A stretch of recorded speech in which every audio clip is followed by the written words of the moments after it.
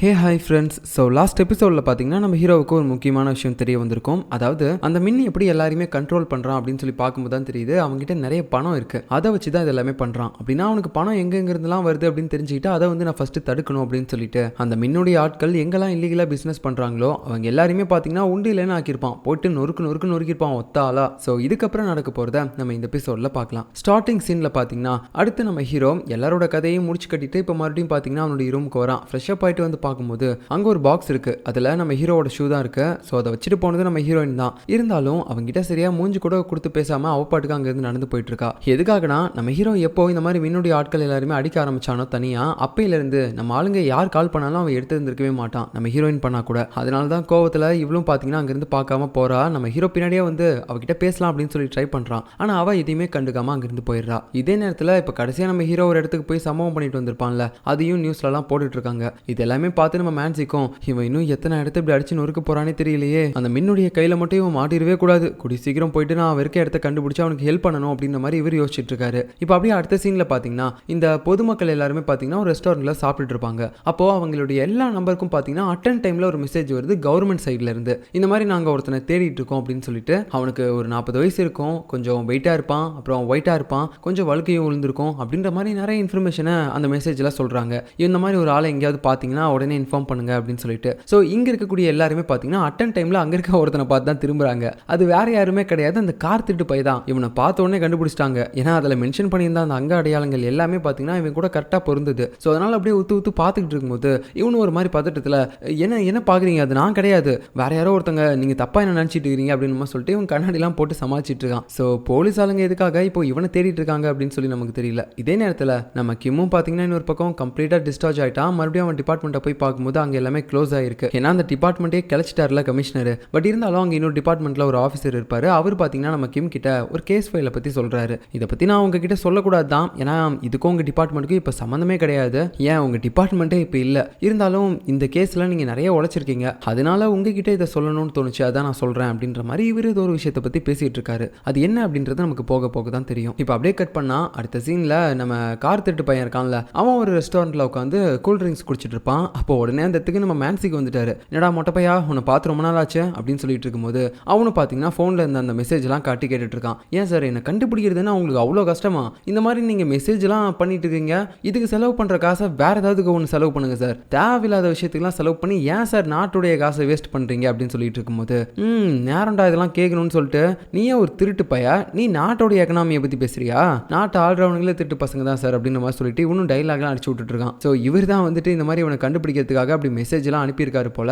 அதனால தான் யாரோ ஒருத்தங்க இன்ஃபார்ம் பண்ணி இப்படி கரெக்டாக இந்த இடத்துக்கு இவர் வந்திருக்காரு. ஸோ எதுக்காக மேன்சிக்கு இந்த மாதிரி தேடி இருக்காருன்னு பார்த்தீங்கன்னா நம்ம மின் இருக்கான்ல, அவனுடைய ஆட்கள்லாம் எங்கெங்க இருக்காங்க, என்ன மாதிரியான இல்லீகலான வேலைகள்லாம் பார்ப்பாங்க அப்படின்றது இந்த கார் திருடனுக்கு தெரிஞ்சிருக்கு. ஸோ இவங்கிட்ட இருந்த இன்ஃபர்மேஷனை தான் நம்ம ஹீரோவும் கேட்டு தெரிஞ்சுக்கிட்டு சரியா நம்ம மின்னுடைய இல்லீகலான பிஸ்னஸ் நடக்கக்கூடிய இடம் எல்லாத்தையுமே தெரிஞ்சுக்கிட்டு அங்கே இருக்கக்கூடிய ஆளுங்க எல்லாருமே போட்டு பயங்கரமாக அடிச்சு அவங்கள போலீஸ்லேயும் மாட்டி விட்டு அந்த இடத்தையும் சீல் பண்ண வச்சிருக்கான். ஸோ இது எல்லாத்துக்குமே காரணம் இந்த கார் திருடன் தான். சொல்லுடா நீ தானே அவனுக்கு எல்லா இடத்தையும் இன்ஃபார்ம் பண்ண அப்படின்னு மாதிரி கேட்கும்போது சார் இது இல்லை சார் நானா இன்ஃபார்ம் பண்ணல அப்படின்னும் போது சரி இப்போ அவன் எங்கே இருக்கான் சார், அவன் எங்கே இருக்கானே எனக்கு தெரியாது சார் அப்படின்னு சொல்லிட்டே இருக்கும்போது அவனுடைய ஃபோனையே வாங்கி நம்ம மேன்சிக் பார்த்துடுறாரு. என்னடா இதெல்லாம் என்னது, நீ தான் அவனுக்கு மெசேஜ் பண்ணி எல்லா இன்ஃபர்மேஷனையும் சொல்லிட்டு இருந்திருக்கா, சரி இப்போ அவன் அடுத்து எந்த இடத்துக்கு போயிருக்கான் அப்படின்னு சொல்லி இவர் ஒரு பக்கம் பார்த்தீங்கன்னா அந்த கார் திருடனை மிரட்டிட்டு இருக்காரு. இப்போ இதே நேரத்தில் நம்ம கிம்மு பார்த்தீங்கன்னா ஹீரோயினை தேடி அவளுடைய ஆஃபீஸ்க்கு போகலான்னு சொல்லி பார்க்கும்போது அந்த இடத்துல அவளை காணோம். எங்கே போனா அப்படின்னு சொல்லி இவன் தேடிட்டு இருக்கும்போது அங்கே சீனியர் ஆஃபீஸர் கிட்ட மாட்டிக்கிட்டான். அவங்க கடலை போட்டுக்கிட்டே இருக்க இவனும் என்ன பண்ணுறதுன்னு தெரியாமல் அப்படியே கேட்க முடியாமல் கேட்டுட்டு இருக்கான். இப்போ அடுத்து நம்ம ஹீரோயின் பார்த்தீங்கன்னா அவள் அப்பா கூட வேலை பார்த்தா ஒரு சீனியர் போலீஸ் ஆஃபீஸரை பார்த்து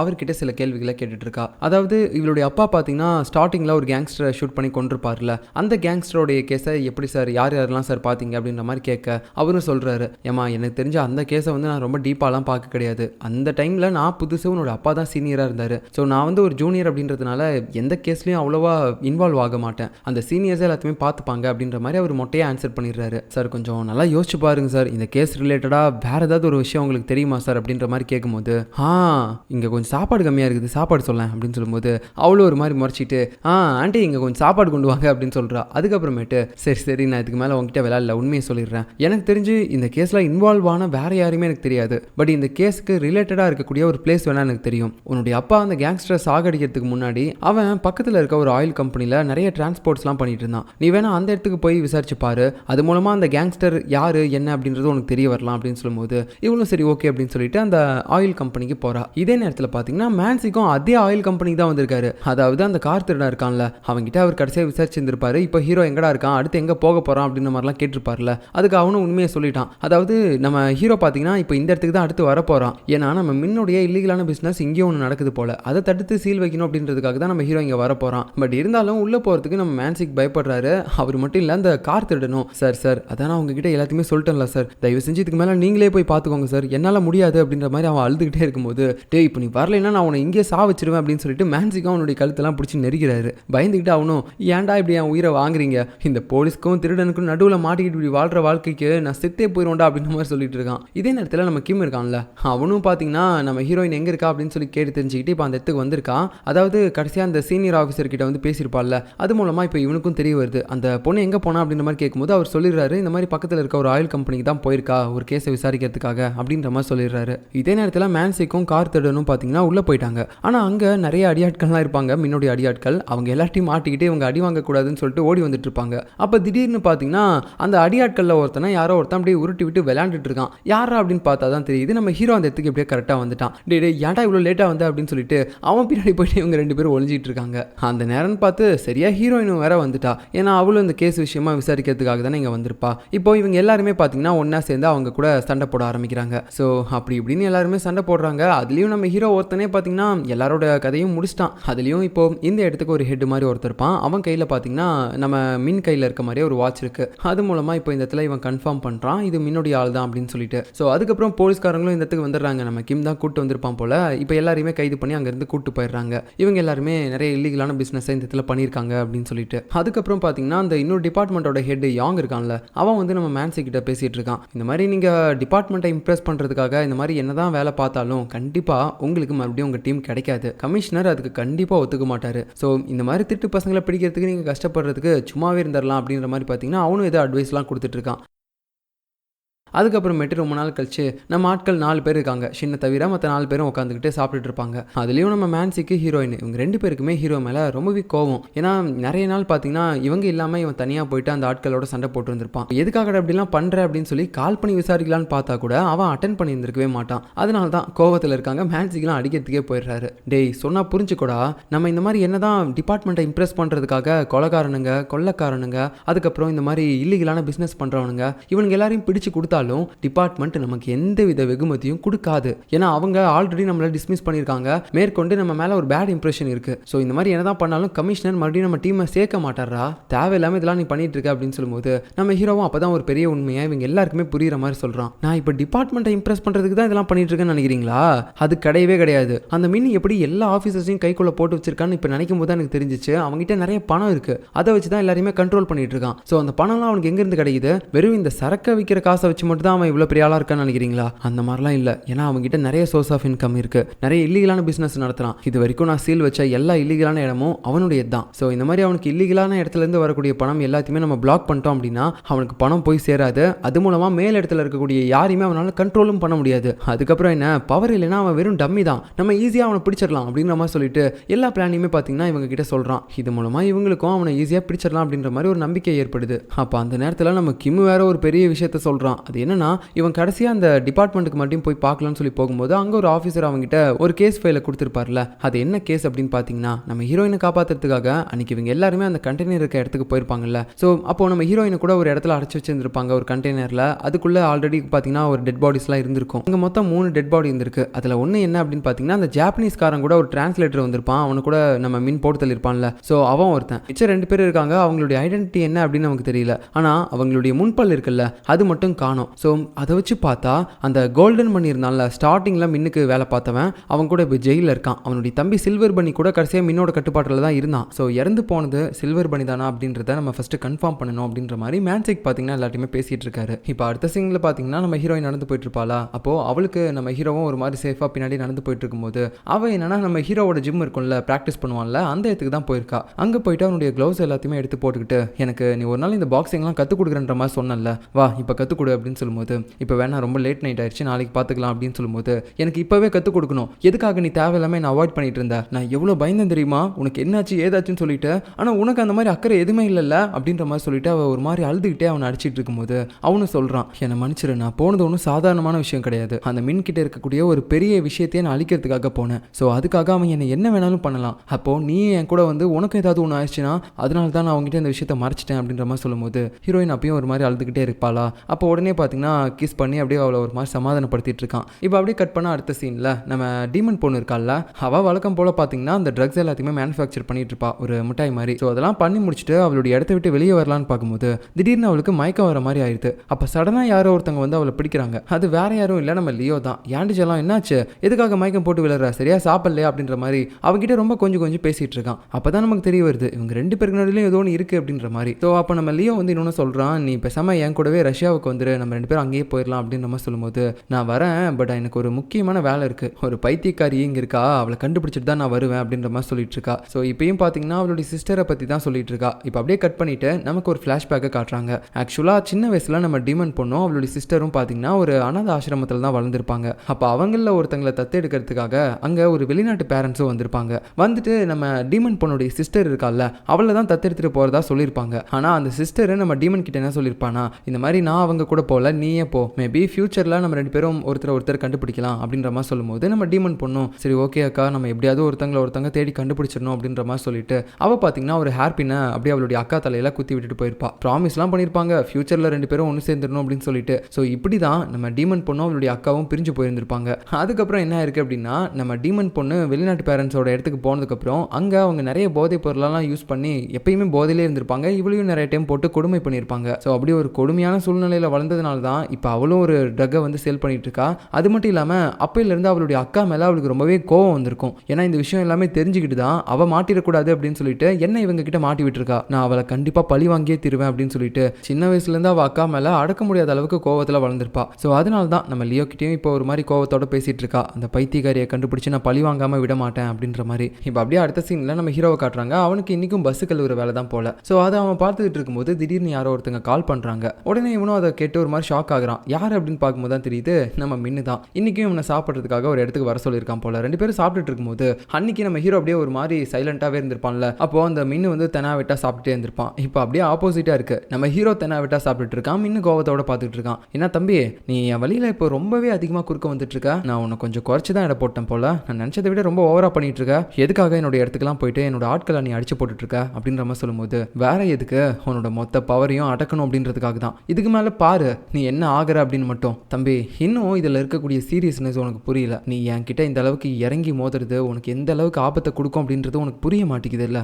இதனால உன் உயிரே கூட போயிருண்டா, நான் உன்னை சாகடிக்கணும் அப்படின்னு நினச்சிருந்தா எப்பயோ சாகடிச்சிருப்பேன், போனா போதுன்னு விட்டுட்டு இருந்தா நீ என்னடா ஓவரா பண்ணிட்டு இருக்க அப்படின்னு சொல்லும்போது, நான் என்னால் முடிஞ்சது எல்லாத்தையுமே பண்ணுவேன்டா, உன்னால் முடிஞ்சது என்னவோ நீயும் அதை பண்ணிக்கோ, எனக்கு கொலை பண்ணணும்னு நினச்சா கூட பண்ணிக்கோ, என்னோட வேலையை நான் கரெக்டாக பண்ணிட்டு தான் இருப்பேன், போலீஸ் வேலையை அப்படின்ற மாதிரி சொல்லும்போது இந்த இடத்துல நம்ம மின்னுக்கே பார்த்தீங்கன்னா ஒரு மாதிரி ரொம்ப இதாக இருக்குது, என்னடா இவன் இவ்வளோ கான்ஃபிடென்ட்டாக பேசுகிறான் அப்படின்னு சொல்லிட்டு. அது மட்டும் இல்லாமல் மின்னு பார்த்தீங்கன்னா இந்த இடத்துல ஹீரோ கிட்ட அவனுடைய ஃப்ளாஷ்பேக்கை பற்றியும் ஒன்று சொல்ல ஆரம்பிக்கிறான். நானும் உன்ன மாதிரி தான்டா இந்த போலீஸ் வேலையில் ரொம்பவே ஹானஸ்ட்டாக இருந்தேன், ஆனால் அது மூலமாக எனக்கு ஏதாவது கிடைச்சிச்சு அப்படின்னு கேட்டிங்கன்னா ஒன்றுமே கிடைக்கல அப்படின்ற மாதிரி சொல்லிட்டு இருக்கும்போது இவனுடைய ஃப்ளாஷ்பேக்லாம் காட்டுறாங்க. ஸோ நம்ம மின்னு பார்த்தீங்கன்னா ஸ்டார்டிங்கில் இந்த கஸ்டம்ஸில் இருக்கும்போது ரொம்பவே கம்மியான ஒரு பதவியில் தான் இருந்திருப்பான். அதுக்கு மேலே ப்ரொமோஷன் ஆகிட்டு மேலே இருக்க ஒரு பதவிக்கு போகணும் அப்படின்னா நிறைய எக்ஸாம்ஸ்லாம் எழுதணும்ல, அந்த எக்ஸாம்ஸ் எல்லாத்துக்குமே பார்த்தீங்கன்னா அவன் ஒரு மாதிரி ப்ரிப்பேர் பண்ணிட்டு இருப்பான். அது மட்டும் இல்லாமல் பார்ட் டைமாக அவனுடைய ஜாபையும் அவன் பார்த்துட்டு இருப்பான். ஒரு நாள் நைட்டு எக்ஸாம்ஸுக்குலாம் நல்லா படிச்சுட்டு அப்படியே பார்த்தீங்கன்னா அவனுடைய பார்ட் டைம் ஜாப்பையும் பார்க்கறதுக்காக இந்த கஸ்டம்ஸ் வேலையை பார்க்கறதுக்கு வந்திருப்பான். அப்போ திடீர்னு பார்த்தீங்கன்னா அங்கே இருக்கக்கூடிய கண்டெய்னர்ஸ்லேருந்து நிறைய பேர் இந்த சரக்கு எல்லாத்தையுமே இறக்கிட்டு இருக்காங்க, அதுவும் கோல்டு எல்லாமே உள்ள வச்சு இறக்கிட்டு இருக்காங்க, கோல்டு போதைப் பொருள் இது எல்லாத்தையுமே. ஸோ இதை இவன் பார்த்துட்டு இருக்கும்போது அங்கே இருந்த ஆட்கள் எல்லாமே இவனை பார்த்துடுறாங்க. ஸோ போட்டு பொழந்து கட்டிடுறாங்க. அதுக்கப்புறம் பார்த்தீங்கன்னா இந்த டீமில் ஒரு ஹெட் மாதிரி ஒருத்தர் இருப்பான், அவன் அந்த இடத்துக்கு வரான். ஸோ அவன் வேற யாருமே இல்லை, நம்ம ஹீரோயினோட அப்பா கிட்ட நம்ம மீன் கிட்ட இருக்க மாதிரி ஒரு வாட்ச் இருந்திருக்கும்ல, அதை பற்றி நம்ம ஹீரோயினும் ஒருத்தங்கிட்ட விசாரிக்க போகும்போது இந்த வாட்ச் ஒரு பெரிய கேங்ஸ்டர் கிட்ட இருந்துச்சு, அவன் ஆல்ரெடி இறந்து போயிட்டான் அப்படின்னு சொல்லியிருப்பான்ல, அந்த கேங்ஸ்டர் தான் இவன். ஸோ இப்போ நம்ம மின்ன போட்டு எல்லாருமே அடிச்சதுக்கப்புறம் அவன் பக்கத்தில் வந்து டே நிறுத்துங்கடா, அடி வாங்கியே செத்துற போகிறான். ஏன்டா தம்பி, நீ இந்த வேலையெல்லாம் பார்க்கல, போலீஸ் வேலை இதெல்லாம் எதுக்காக பார்க்குற அப்படின்போது அவனும் அப்படியே ஒரு மாதிரி அடி வாங்கின நிலைமையிலேயே வேற எதுக்கு, பணத்துக்காக தான் அப்படின்னு சொல்லும்போது, அந்த பணத்தை நீ இதில் பல மடங்கு பார்க்கலாம்.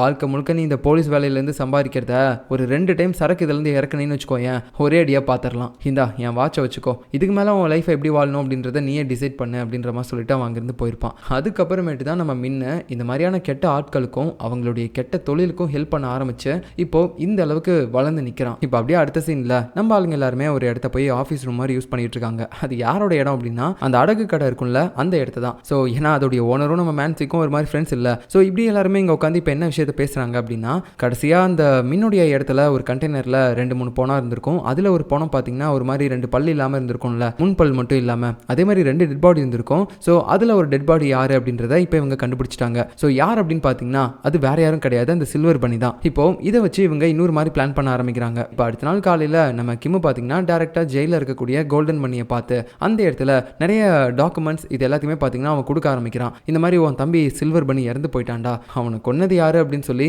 ஆல்ரெடி உனக்கு தெரிஞ்சிருக்கும் அப்படின்ற மாதிரி சொல்லும்போது அவனும் பார்த்தீங்கன்னா அன்னைக்கு நம்ம மின் வந்து மிரட்டிட்டுலாம் போயிருப்பான்ல, ஒழுங்கா நான் சொல்றதை மட்டும் கேளு, இல்லைன்னா உன் தம்பி ஏதாவது ஒன்று பண்ணிடுவேன் அப்படின்லாம் சொல்லிட்டு, அதனால இவனுக்கும் தெரிஞ்சிச்சு மின்னு தான் அப்படின்னு சொல்லி. அதுக்கப்புறமேட்டு பார்த்தீங்கன்னா அவன் ஒரு மாதிரி சோகத்தில் அழுதுட்டு இருக்கும்போது அவங்கிட்ட இப்போ நம்ம கிம் வந்து ஒரு விஷயத்த சொல்கிறான். இதுக்கு முன்னாடி நாங்கள் மின்ன பற்றி விசாரிக்க வரும்போது நீ எதுவுமே சொல்லாமல் இருந்த, அதுக்கு காரணம் உன் தம்பி அவனுடைய கண்ட்ரோலில் இருந்தான் அப்படின்னு சொல்லிட்டு. ஆனால் இப்போ தான் அவன் இல்லைல்ல, தயவு செஞ்சு இப்பயாவது அவனை பற்றின விஷயம்லாம் சொல்லு அப்படின்னு கேட்கும்போது இவனும் எல்லாமே சொல்ல ஆரம்பிக்கிறான். நான் ஸ்டார்டிங்கில் மின் கூட சேர்ந்து பழக ஆரம்பிக்கும் போது அவன் என்ன மாதிரி ஒரு நார்மலான ரவுடி அப்படின்னு தான் நினச்சிட்டு இருந்தேன். ஆனால் போக போக தான் எனக்கு தெரிய வந்துச்சு நான் நினச்சதை விட அவன் ரொம்பவே மோசமானவன் அப்படின்னு சொல்லிட்டு. அவன் ஏதோ ஸ்டார்டிங்கில் பணம் எல்லாத்தையுமே ஒரு இடத்துல வந்து மறைச்சு வைக்கணும் அப்படின்னு சொல்லி ஒரு கண்டெய்னரை சூஸ் பண்ணான். ஏதோ இந்த கண்டெய்னரில் கொஞ்சம் பாதி காசை தான் வைப்பான் அப்படின்னு நினச்சிட்டு இருந்தா அந்த கண்டெய்னரே நிரம்புற அளவுக்கு அவன் அவ்வளோ பணத்தை கொண்டு வந்து அங்கே இறக்கணும். அப்பதான் ஃபர்ஸ்ட் டைம் என் வாழ்க்கையிலே அவ்வளோ பணத்தை நான் முன்னாடி பார்த்தேன். ஸோ இந்த பணம் எல்லாமே எங்கே போகுது அப்படின்னு சொல்லி நான் பார்க்கும்போது தான் தெரிஞ்சிச்சு, ஒவ்வொரு அரசியல்வாதியோட இடத்துக்கும் ஒவ்வொரு கவர்மெண்ட் ஆஃபீஸர்ஸோட இடத்துக்கும் பெட்டி பெட்டியாக காசு அனுப்புவான். அது மட்டும் இல்லாமல் கூடவே ஒரு வாட்சையும் வச்சு எல்லாருமே அவனுடைய ஆளாக மாற்றிப்பான். இந்த மாதிரி தான் அவன் தப்பான வேலைகள் எல்லாத்தையுமே லீகலாகவே எல்லாருக்கும் தெரியிற மாதிரி பண்ணிட்டு இருக்கான். அதுவும் எல்லாரோட அனுமதியோட பண்ணிட்டு இருக்கான் அப்படின்ற மாதிரி சொல்லும்போது நமக்கு அது எல்லாமே காட்டிட்டு இருக்காங்க. இப்போ அடுத்து நம்ம மின்னுக்கு கீழே வேலை பார்க்கக்கூடிய அந்த பெரிய பெரிய ஆஃபீஸர்ஸ்லாம் இருக்காங்கல்ல, அந்த மேயர் அப்புறம் இன்னும் ஒரு சில பேர்லாம், அவங்க எல்லாருமே பார்த்தீங்கன்னா ஏதோ ஒரு பார்ட்டி மாதிரி ஒரு இடத்துக்கு வந்திருக்காங்க.